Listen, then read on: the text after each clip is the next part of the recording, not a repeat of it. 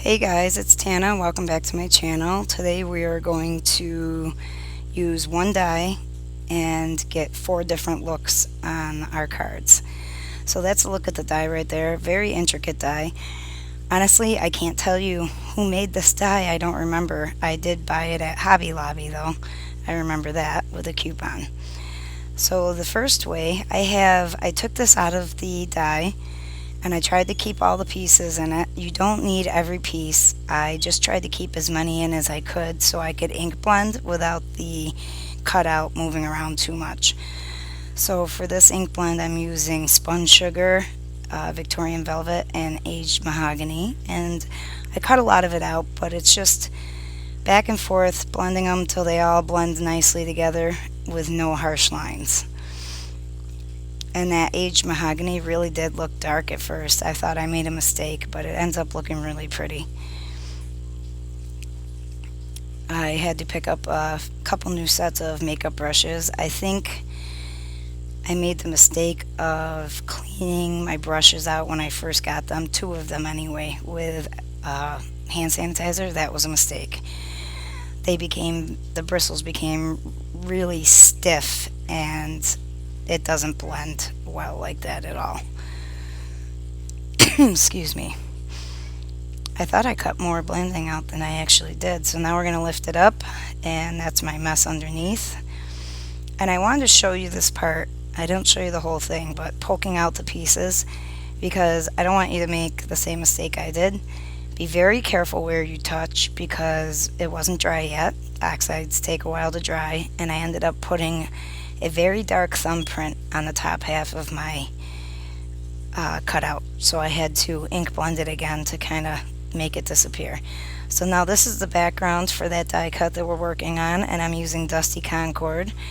I used some Tattered Angels Pearl spray and then some gold that came in a spray bottle in a Hero Arts kit, but the spray bottle is broken, so I have to do it like this. And then after the gold I add some water because that kind of spreads the gold around a little bit if it gets blotchy.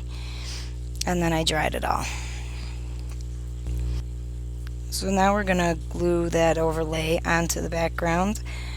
Now I started out gluing, because we use the same die cut for each card with a different look, not putting glue on every single piece of that, but putting glue where I knew it would hold the whole thing down, to getting to the very last die cuts where I was taking the time to put glue everywhere. I don't know why, but in reality this video took me forever because of all the gluing and the die cutting and, you know, poking out the tiny pieces. Don't do that. You don't need glue in every spot.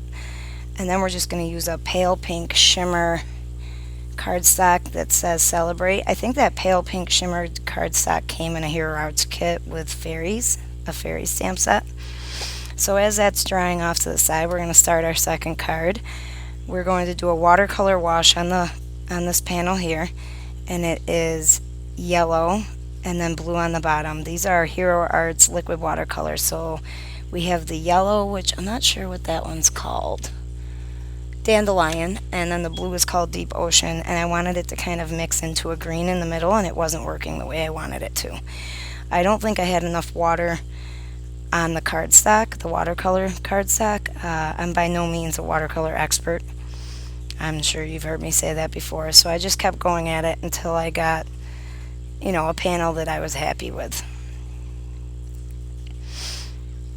That green right there. I like that green. And then I dried it and took the tape off and set it off to the side. It will be trimmed down. I trimmed it down so that it would fit the overlaying panel. After I trimmed it down, I put some Moonstone Glimmer Paste over the entire surface.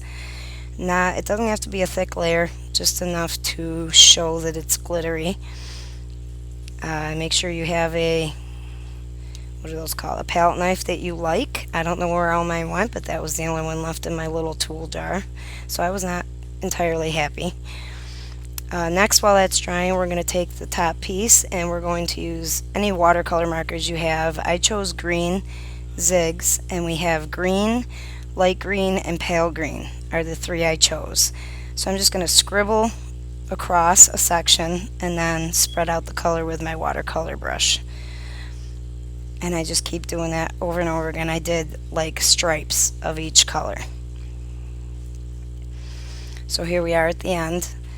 I didn't exactly make it even where I would have the same amount of stripes for each color, but that's okay. That doesn't matter to me.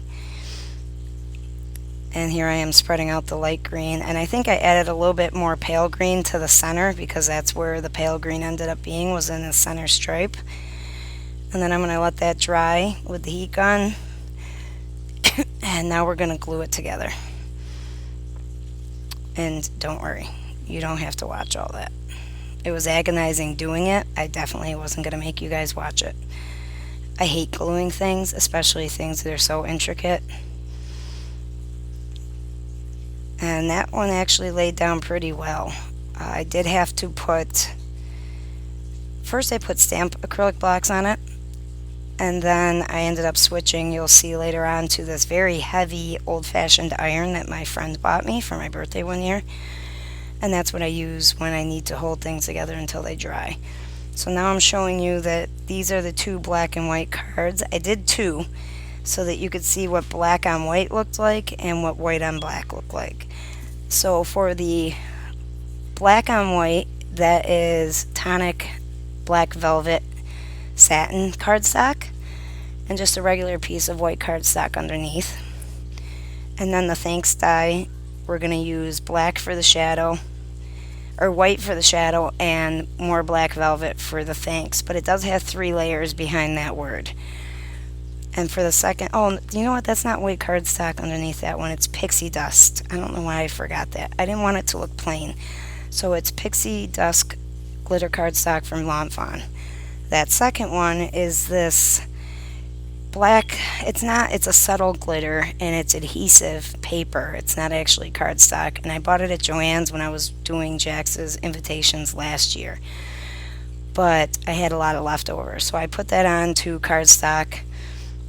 And then that will be the behind panel for the white one. The white one was just cut out of regular cardstock, the overlay, but I heat embossed white embossing powder on it twice, so I had a bit of a shine. So here's the black one with its white shadow and its black word.